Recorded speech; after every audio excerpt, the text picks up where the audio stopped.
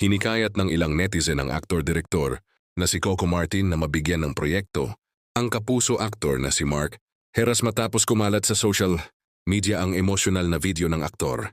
Dahil dito, muling napag-usapan ang estado ng kanyang career at ang posibilidad ng pagbabalik niya sa mas malalaking proyekto sa telebisyon. Sa iba't ibang comment section at showbiz pages, paulit-ulit na iminungkahi ng netizens na mapasama si Mark sa mga proyekto ni Coco, lalo na sa patuloy na namamayagpag na action seryeng FPJ's Batang Quiapo. Ayon sa kanila, swak umano ang karisma at karanasan ng aktor sa klase ng roles na tampok sa naturang programa. Ibinida rin ng mga taga-suporta ang husay ni Mark pagdating sa sayaw, pag-arte at stage performance, mga talentong unang minahal ng publiko noong kasagsagan ng kanyang kasikatan.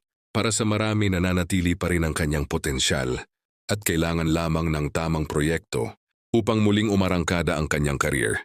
May ilan ding nagbahagi ng kanilang paniniwala na ang pagbibigay ng panibagong oportunidad ay maaaring maging susi sa muling pagbangon ng aktor, hindi lamang sa propesyon, kundi pati sa personal na aspeto ng kanyang buhay.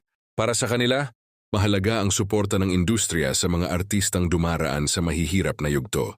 Kasabay nito, muling nabuhay ang diskusyon tungkol sa realidad ng showbiz, industry na hindi palaging tuloy-tuloy ang kasikatan at trabaho. Maraming artista ang nakakaranas ng tahimik na panahon, ngunit posible pa ring makabalik sa tamang proyekto at suporta ng publiko. Sa ngayon wala pang opisyal na pahayag si Coco Martin o ang kampo ng Batang Quiapo hinggil sa panawagan ng netizens.